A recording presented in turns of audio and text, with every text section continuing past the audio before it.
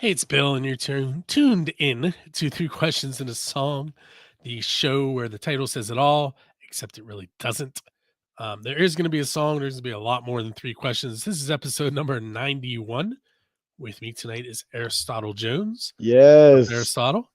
Hey, how you doing, man? Well, I could be doing better, but I could be doing a lot worse. I was thinking when you said episode 91 about the year 1991.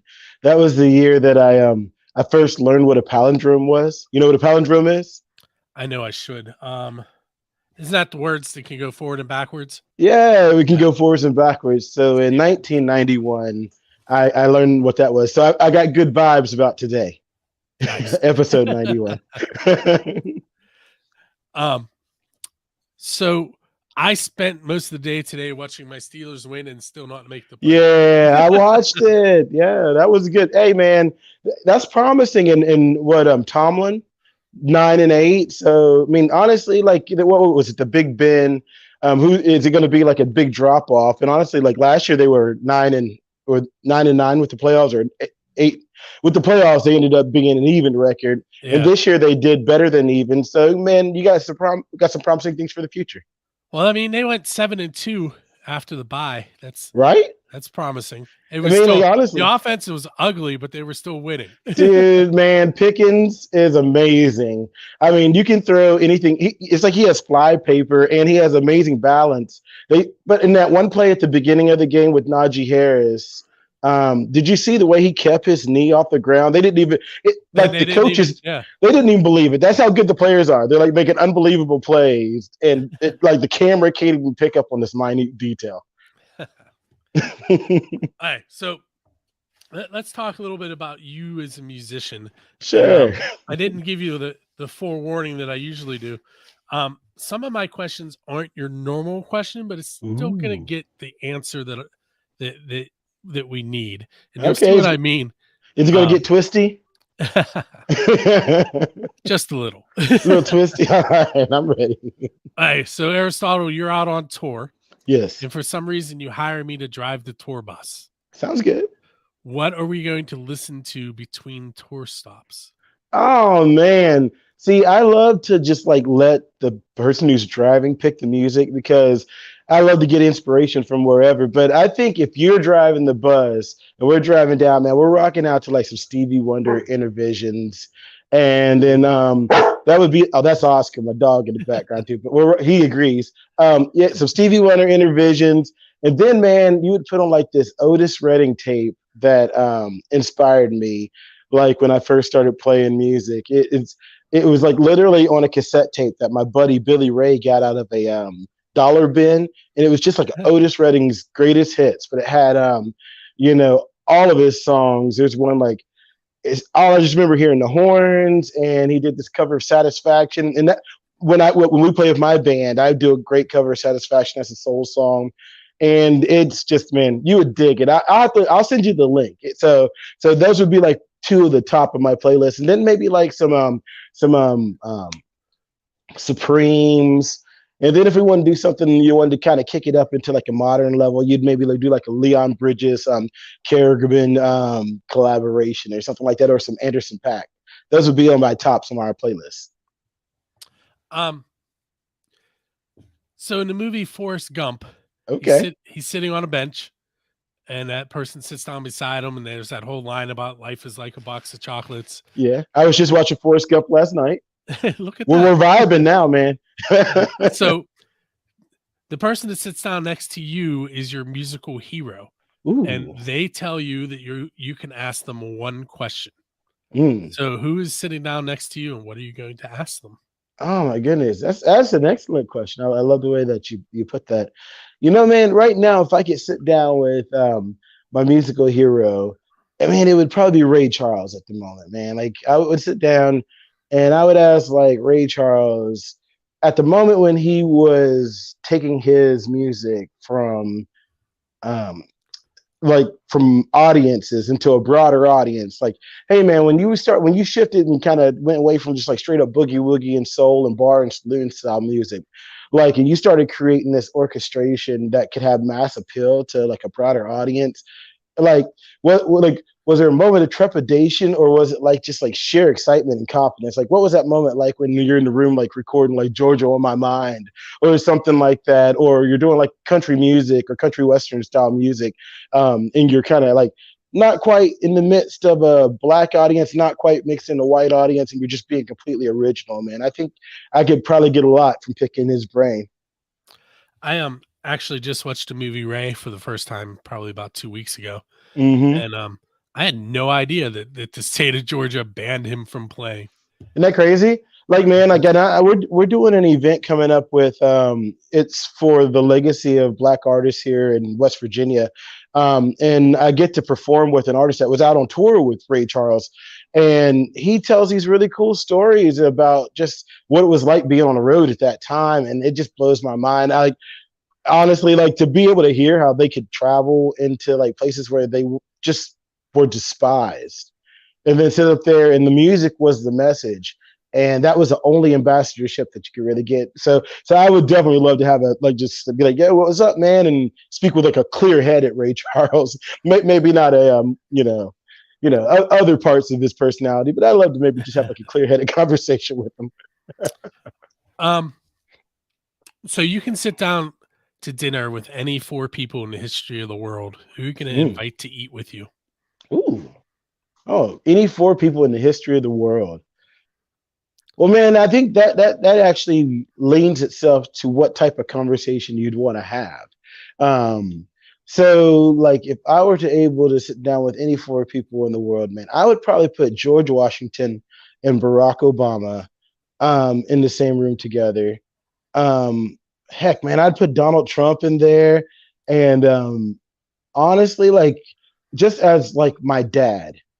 And I would sit there and watch them have a conversation about all of like because I think it would be an interesting perspective for like the founding father just to actually hear what he thought about the principles of America. Like, and then here we are now, and then seeing like, okay, these two polar divergent mindsets, and then you have like somebody who's like, my dad is in his I think he's just about to turn 70. So he was in like the first segregated class to go to school to like a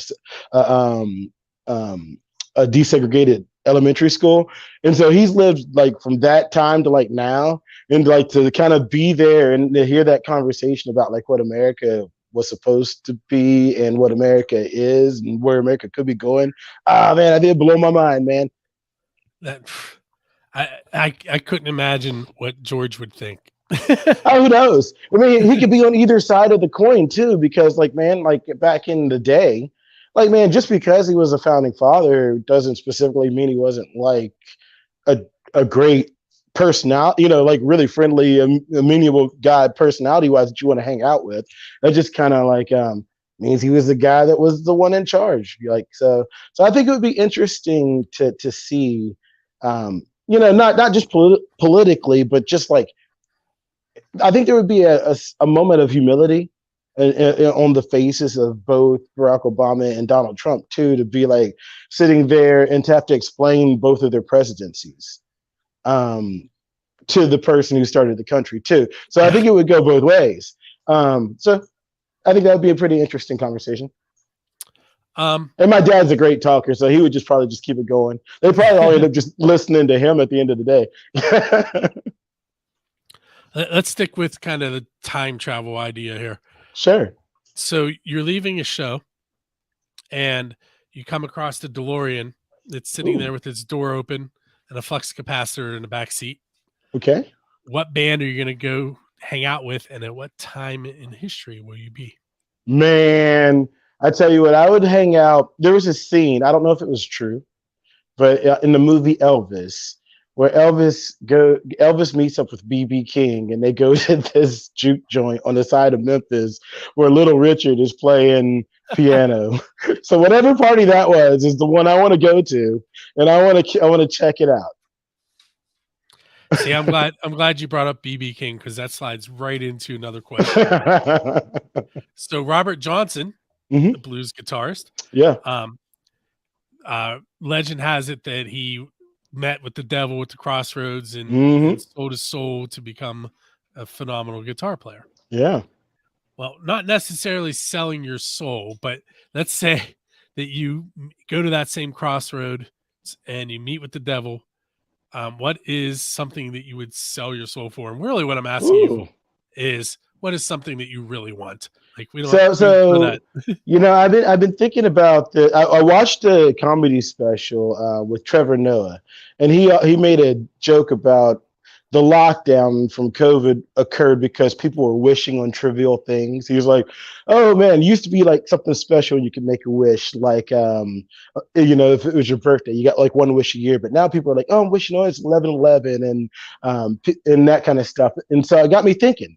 And then earlier today, I was listening to a book that was like the premise of the book was that you could buy wishes, and wishes cost certain amounts of money.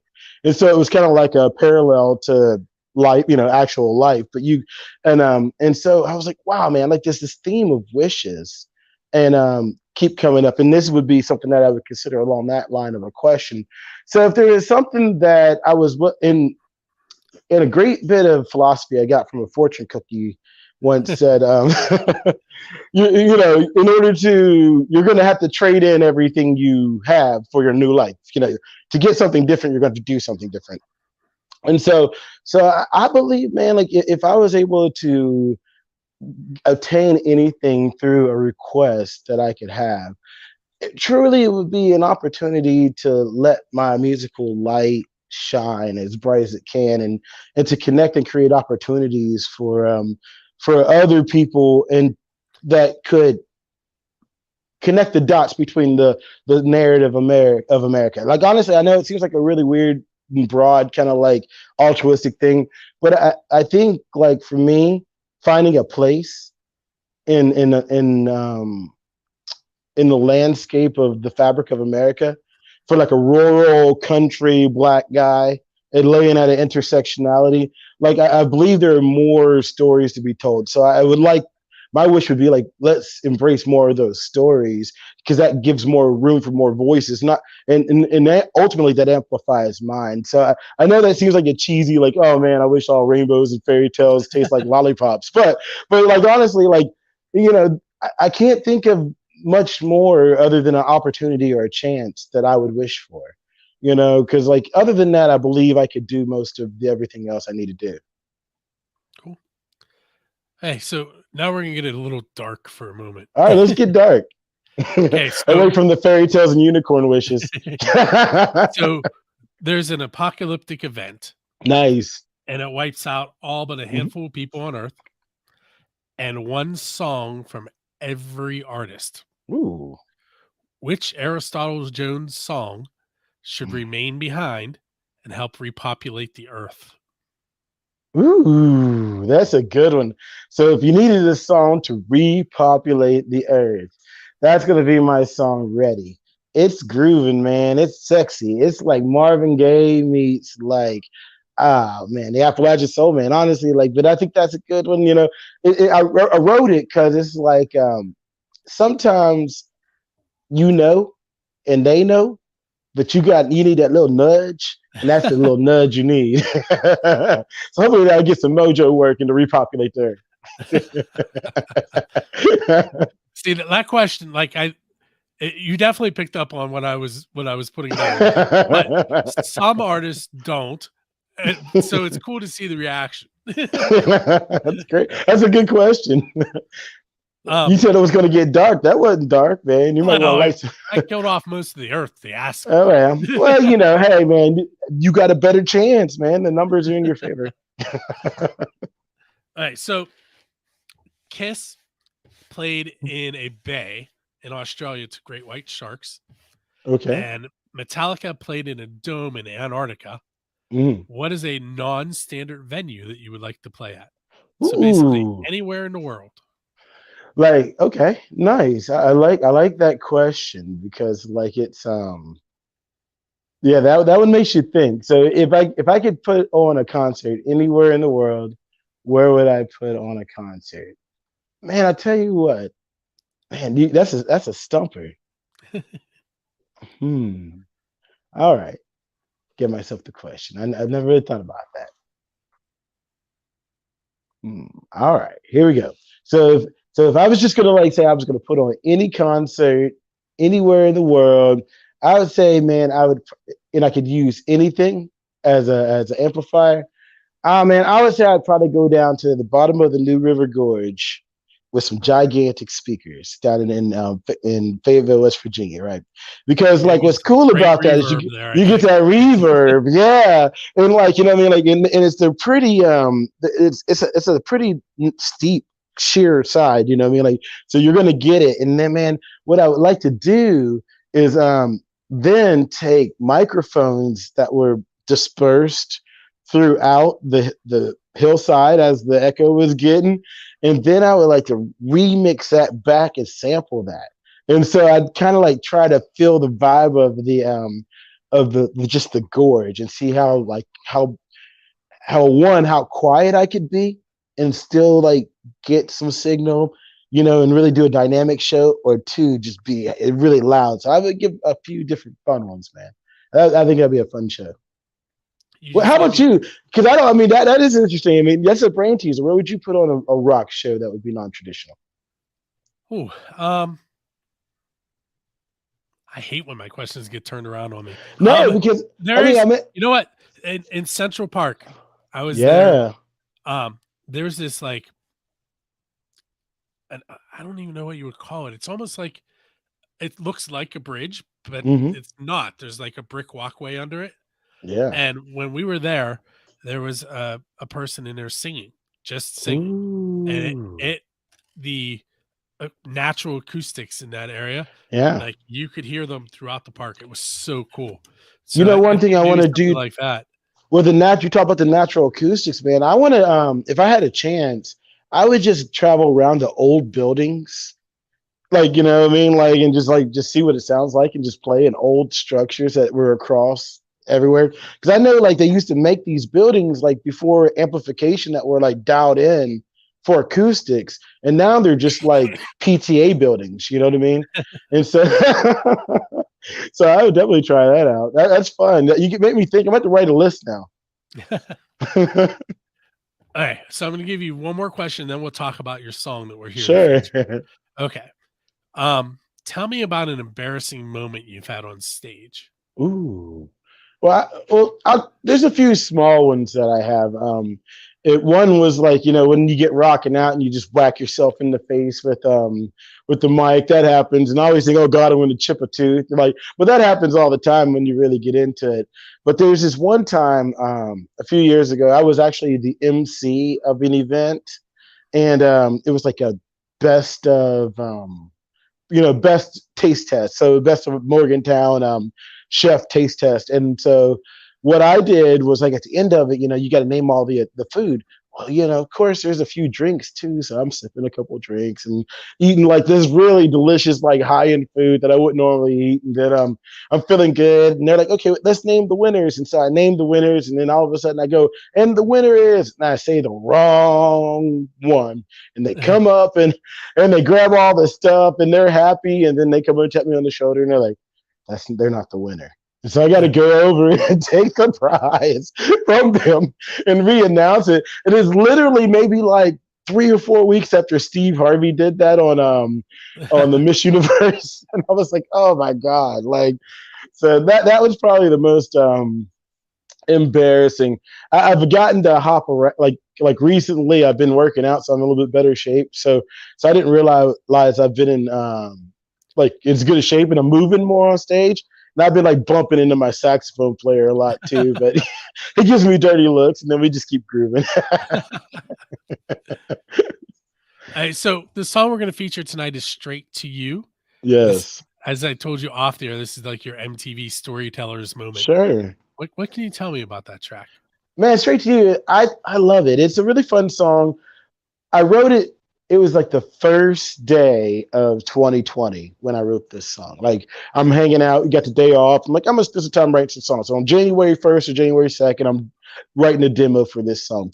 I just had a tour that was scheduled like everybody else that I was going to kick off in March. So I wasn't planning on really doing much with the song other than kind of like using it to get in the rotation.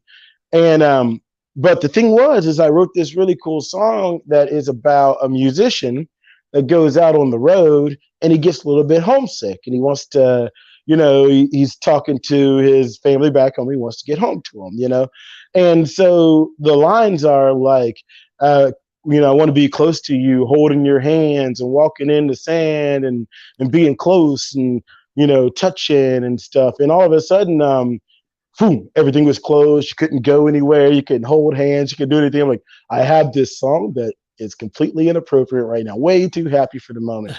But so it kind of got, worked on and revised. But the idea of like the song for me, where I live now is this little town called Osage, West Virginia, and it's on the northern end of Morgantown. So we're in the Pittsburgh metropolitan market, but we're like probably at the southern tip of it.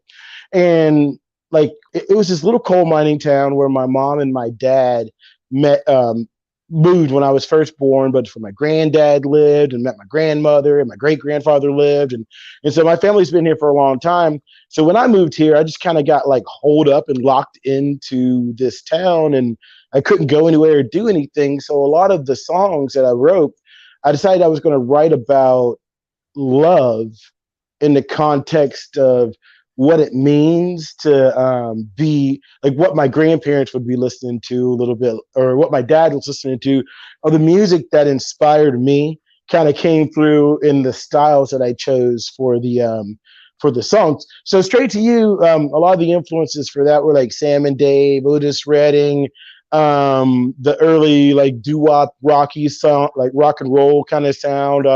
But I used modern kind of like modern samples and styles. The way that the drums approached it was to kind of trigger a little bit like more of a modern groove to it. And so CJ Wren did all the horn arrangement. David Haley played on the drums. Cody Barcroft out of Buffalo, New York, played the bass. And then we just like spent a little bit of time really making a really cool pop soul doo-wop song, and I hope everybody kind of likes it. I hope everybody loves it, honestly. Cool. So what we're going to do now is we're going to take a moment. We're going to listen to Straight to You. We'll be right back with Aristotle.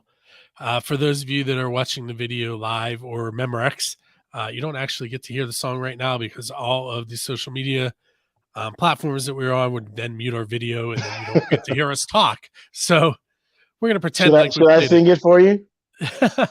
They still might mute it. I'll do the dance. I forgot to tell you about that part while we were off the air. The dance. Oh, they're not going to be. That I'm not. Can they hear us now? They get the behind the scenes. They can hear us talking. Yes. Oh, cool. So what's happening is, I'll add it in post after we're done with the interview. I go back. Hey, mate, you don't have to let everybody listening know how the sausage is made. I know how it works. It's all smoke and mirrors. Dude, I appreciate it. Yeah. So we're going to come in now as if we just listened to the song. Okay. I can act a little bit. Let me get in character and sing. Give me a chance to drink. Your voice is holding up good. So far. Yeah, that's, I mean, I'm just because you see my tea. Like, yeah, I'm making some lifestyle changes because that was it hard to breathe whenever you you had it. I still am very congested. Like, yeah. I don't know if you see me playing with my nose while we were talking, just trying to like, come on, work. Oh yeah, all right, so we'll come in as if we just heard the song, and then ask a couple more questions, and then I'll do the outro, and then we could talk for a few minutes. But I do have to be up at 5:45 in the morning to drive my son to school and then go teach. I'll keep my story shorter. You're telling me? No, we're at 25 minutes. We're good time wise. Oh no, tomorrow's Monday. Yeah, I got a day job too, so I know how it is. I'm doing this between loads of laundry. I was listening to. You ever listen to the WTF podcast with Mark Maron? No, but I have heard of it. Man, well, check it out. It's a fun podcast. He interviews a lot of celebrities, but I like it because like sometimes he interviews other comedians, and it's like a comedian to comedian conversation. And he was interviewing Chris Red, and he was talking about like, at what point do you hire people to do the stuff that you don't want to do? You know, he's like, I'm out on the road doing all this stuff. You know, he's like coming home, and he's like, nobody cleaned my mess up, man. While I was gone. Yeah, I've been cracking up. It's like my pile of laundry I've been doing here, watching the Steelers and doing laundry. So. Yeah, that laundry has been an issue here for the last 10 days. Oh man, Because everybody's sick and our washer broke. yeah. How old are your kids? I have twin 12-year-old daughters and a 14-year-old Mm-hmm. son. Oh wow, so you've done a lot of hard work, and now you're in even like kind of like you're in the woods, man, in the weeds. You're in a sticky situation here. New challenges. Yes. Yeah, They are more independent, but they have bigger problems. bigger problems. Yeah. Oh yeah. Like you're at the part where they still need you because they can't drive. Yes. They have more demands on your time. They're like chauffeur. Yeah. I keep offering to let them drive me places. Well, you got one more year until your oldest gets his learners, right? Yeah. Okay, there you go. All right, here we go. That was Straight to You by Aristotle Jones, who's hanging out with me tonight. If you go back and watch the video, we just had a very funny conversation for about 4 minutes. It was exactly 4 minutes. So let's see. What I forgot to ask you the official Scene question. Yeah. It's who is your Dave Grohl? And by that I mean nice. By that question, I mean who do you want to go up on stage with and perform one of their originals? Ooh, that'd be fun, man. You know, like if I had a chance to go on stage with like Gary Clark Jr. or like a Leon Bridges or something like that, and just get down. But that would be like a guy that's out there doing it now. But man, if anybody like legacy, man, like Tina Turner. You know, like you do like a, you know, where I would be like they do like old Ike and Tina song where she was still in there dancing and I was just like the guy playing guitar next to her. That'd be fun. So that'd be fun. If you could, oh no, let's go with this one. What is a song that you didn't write that you wish you would have written? Ooh, All My Life by Casey and JoJo. I know it seems so. Man, you ever hear a song like when songs come to me? I mean, like I wish I could say I'm like the kind of person that could just sit down and lyrically focus into like the depths of the sea and write a song. But like for me, like it just all hits me and I'm like it transmits through me, and then like once I hear it in my head, and then I try to get it out.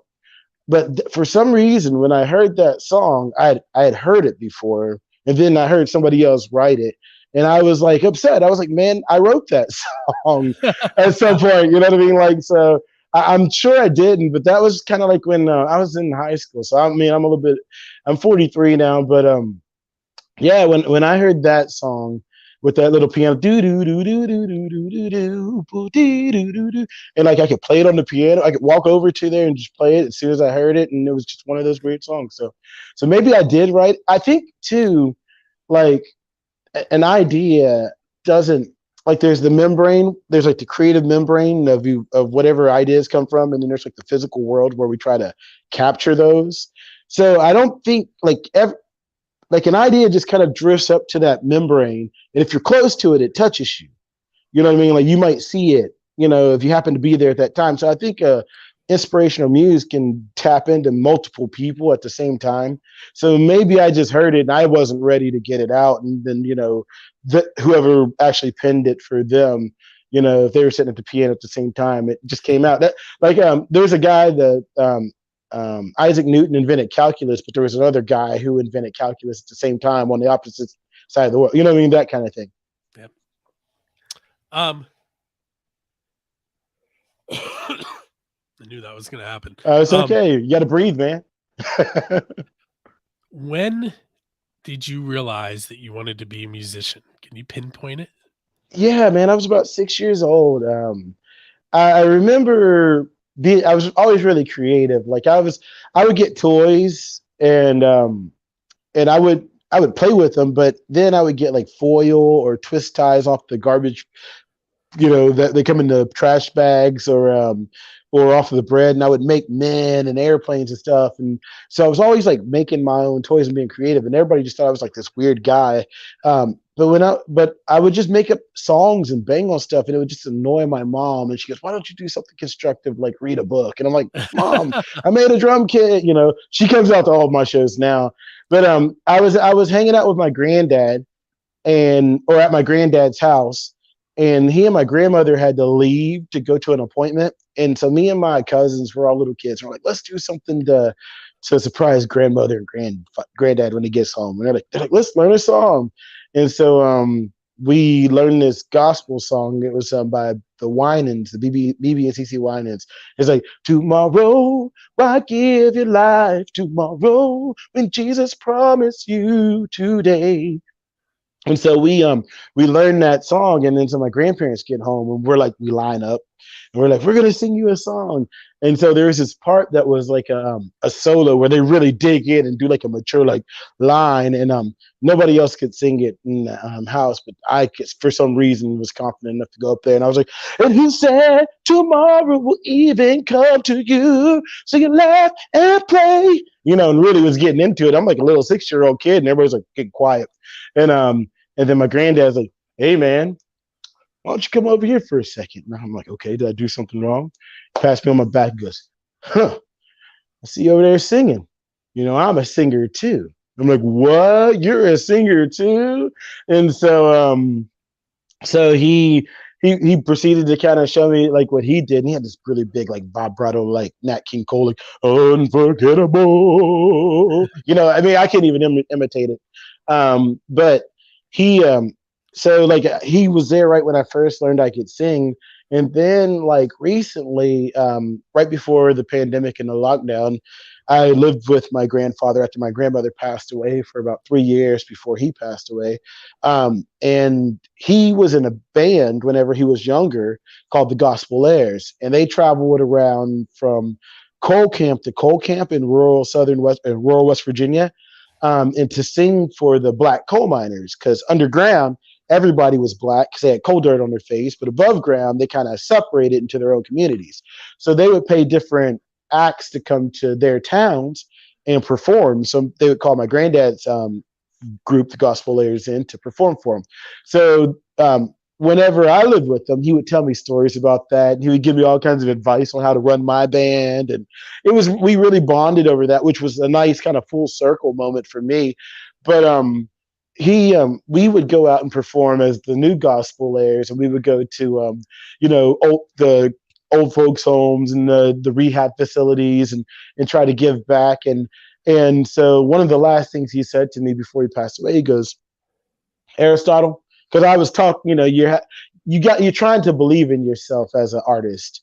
And I knew he was kind of like declining in health, and I knew my life was going to be changing, and I was going to like really make a run for this dream of mine. And he could kind of hear a little bit of trepidation and wavering in my voice. And so his mind had started to slip, but he looked up to me and very lucidly looks me in the eyes and goes, Aristotle, be yourself. You know what you're doing. Like, you see your plan. So you don't have to explain it to nobody. You know what you're doing. And like, that was the moment for me when like things really opened up, because it wasn't just I saw where I could go. Like, he saw where I could go, and other people were starting to see it. And he just let me know that, man, he's like, and I give that advice to everybody, man, just be yourself, because like whatever vision, creative, a new business, a romantic love, a dream of being in better shape. Once you get that vision in your head, man, like the way to get there, it comes to you too. We used to joke, but and say it like this, but the truth is like, when you ask for the blessing, you ask for the work. So like, when you say, what could my wish be? You know what I mean? I know You just whatever gotta I put could the work wish, in. I got to put the work in. So all I can ask for is an opportunity to do the work that I know is in my heart and in my brain and my vision. And so that those are the moments in my life that have really kind of shaped me a lot as a performer, as a singer. And my grandfather was a huge influence on my music and like kind of like my perspective of my place as a soulful singer from rural Appalachia. So I'm starting to think that your parents picked the correct name for you. Well, I'm a good old West Virginia, you know. Well, we shoot the bull skeet here, man. So 'Cause I feel like you think about what you think about. thanks, man. Well, yeah. Well, I like to, like life is about a series of mindful moments. So, like, if you can allow yourself to be present, then you can kind of slow it down and enjoy it. A lot of times we want to skip over like the hard stuff, but man, it's paying your dues in life, no matter what it is. We're going to get to the end eventually. So, man, like if you enjoy the ride in between now and then like chances are you got a good chance of living a good life. I just try to create the opportunities for the people around me. I call it radically being yourself. Like if I can be me and not worry about it, then you should be able to be you too and not worry about it. And man, at least we can meet in the middle somewhere, like and have an actual genuine conversation. Um, if oh, best pizza you've ever had Oh because you're a God, yeah. musician. Man, I love pizza. I love pizza and I love sandwiches, man. I think those are the two. But there's this place in Huntington, West Virginia. That's where I grew up called Giovanni's Pizza. They did this, man, right when I was starting out as a musician, like being in bands. I had this really cool band called Aristotle and the Excellent Lovers. It was me and my best friend Sam Lowe, and then we had a guy from Saudi Arabia named Farouk, and a guy named Mark Grizib, and it was kind of like the foundation for like the sound that I have now. It's kind of experimenting with like a big, 8 or 9 piece band. But so obviously it was like the early 2000s, and money wasn't, like I don't think bands have gotten raises in pay since like 1970. So like, I mean, like we're all trying to survive. And they had this pizza that was called the Party Special. And the Party Special was this huge ass pizza or this gigantic pizza. Uh, and it was 2 toppings and a drink and a bag of chips, and it was like $20 or something like that. And we would get all of this. So this best pizza I had, this one magical combination that we got this one time. I'm not going to say this was generally the best pizza overall, but this one magic pizza that we got was meatball and salami, and somebody splurged and got pineapples on it. And trust me, it was the wildest pizza that you'd ever had, and it was delicious. It was a meatball, salami, and pineapple pizza from Giovanni's in like 2004.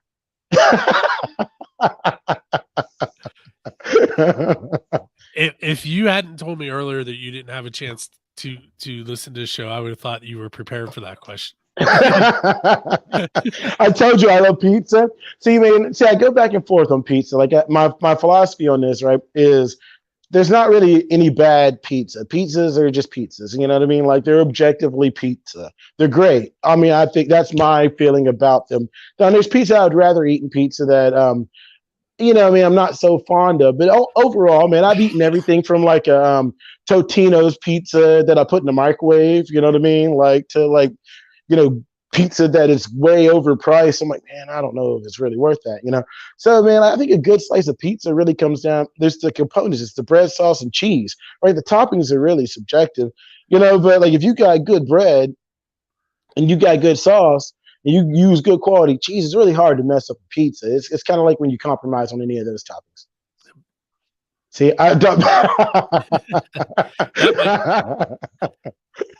So I named some of my questions. That might have to be the Aristotle question. Tell me your philosophy on pizza. All right. So since I mentioned naming questions, I have one called the Diesel Beast question. The Diesel Beast. Okay. Yes. They are a band out of Denton, Texas. Mm. They were on the show before this. Well, they were on the Pennsylvania Rock show before Three Questions. Okay. The song existed. And the question is, if you could play with any band in the history of the world, Hmm. anywhere in the world, who would you play with and where would you play? And while you're Ooh. thinking about it, I'll tell you what their answer was. Okay. They want to play with Dio at Ooh. Stonehenge. And Oh. that's a hard answer to top, which is why it's named after them. Mm-hmm. But and they were the first band I ever asked it to. So You know, man, it had to be like George Clinton in Parliament and like, man, like at the Statue of Liberty or something crazy like that. Just funk liberation, man. Just like a symbol of like the gloriousness of like the United States of the groove, man. Like just lay it out there, you know what I'm saying?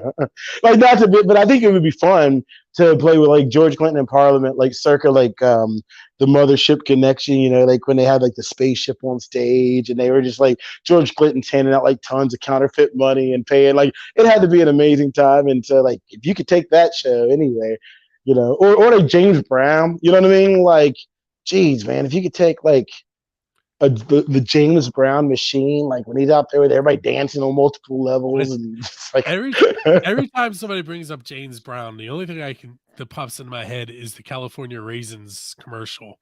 yeah. You know, the fun show that I think would just be interesting to watch would be like James Brown at the Grand Ole Opry or something like that. Because he would have it, he would rock it, you know what I mean? Or Johnny Cash at the Apollo or something like that. It would just be like a you know, he said something. I'm Johnny Cash. That'd be awesome. Hey, Aristotle, last two questions for you. Sure. What do you have coming up next? Mm-hmm. Oh, well, coming up next now on Saturday, January 14th in Morgantown, West Virginia, we're doing a fantastic event called Those Who Came Before. There's a filmmaker named Doris Lady D Fields who has done a deep dive into Black contributors from the 20th century that throughout Appalachia and West Virginia specifically. So there's all these like Johnny Johnson, Bill Withers, like just tons of amazing artists that you maybe have heard of, but you didn't know from West Virginia. So she put together a film. So we're doing a film screening and then a MLK weekend celebration concert with myself and two of our regional OGs, Bobby Nicholas, who's a soul singer, and Al Anderson, who's an amazing soul singer as well. My band, we get to be the house band, and it's going to be fun. You can go to AristotleJones.com and purchase tickets if you're want to come to Morgantown. Other than that, man, we're putting together our tour schedule for this upcoming year. We're going to be traveling all over the East Coast, so look for us for dates in Pennsylvania, Ohio, North Carolina, South Carolina, West Virginia, Virginia, Maryland. We travel regionally pretty strong. Cool. And where can people find you? Like, where can they find your music? Yeah. Check us out on all of the Aristotle Jones. Now, there's two Aristotle Joneses, believe it or not, on Spotify or Apple Music. One guy's a rapper from Boston. You know, man, you check him out. You might like him. His name's not really Aristotle Jones. I'm not trying to throw him under the bus or anything. But, man, if you want to get the real deal Appalachian Soul Man, just look for a picture of me. And, you know, big smiling guy. And on all your social media platforms. And you can also just go to AristotleJones.com. I'll tell you what, that's the easiest way to keep up with everything that we have. And like, man, I post stuff. If you sign up for our mailing list, you can get a free download of my song West Virginia Hills. We're doing tons of really cool YouTube content that we post up. We got a great YouTube channel. Live performances of the band. You can see me solo. You can see me with my 10-piece band. So all of that stuff is out there. And I love messages. So shoot me a message. I'll message you back. And shoot, we might even create a little dialogue. We'll come to your town, rock out. Let us know where you're at. We want to come see you. Cool. Hey, I want to thank you for hanging out with me on episode 91. Dude, you're the man. I'm telling you, in 1991, I was 5th grade, and I learned what a palindrome was, and it blew my mind. Like race car, that's palindrome. Yep. See, I'm trying to get a palindrome with Aristotle. It hasn't quite worked yet. In 91, I would have been in 8th grade. 8th grade, yeah. And that was when I met the Pittsburgh Penguins team that won the first Stanley Cup. Man, that was an awesome run, man. I mean, that was a good time for Pittsburgh sports because, man, the Steelers went to the Super Bowl not too long after that. They didn't win, but they went. What else happened? The Pirates were in the NL, like they were in. It was the Pirates and the Braves going back and forth. Yeah. Remember that? What else was going on? And the Penguins were. Infamous Sid Bream incident happened in 92. Yeah. All of that stuff. The Pittsburgh sports was happening back when you were just rooting for everybody, huh? Yep. Ain't nothing wrong with that, man. So in our media market, it was the Reds. So they had the big red machine. It wasn't even the big red machine. It was I just remember Chris Sabo. You remember Chris Sabo? He was a baseball player at the Reds. He wore goggles. I had goggles as a kid, so I loved all of the athletes that wore the rec specs, like Eric Dickerson and Chris Sabo, and there was Eric Dickerson was an amazing Horace Grant for the Bulls. You know what I mean? I knew them all. I was like, yeah, man, we're the guys with the rec specs. All right. With that said, guys, make sure you check out the 3 questions of the song on the 1st and 15th of the month. Every Friday, you can check out the Pennsylvania Rock Show. And every so often, you can check out Friendly Fire. All of that is available on buildthescene.com. You can also go to buildthescene.com/radio and listen to unsigned and independent music. And you can make your requests. Very shortly, I will be uploading the song that we just talked about straight to you, to the station, so you can request it there as well. With that said, we're going to call this one done, and we will catch you next time. All right. Thanks for having me, man. Catch you next time.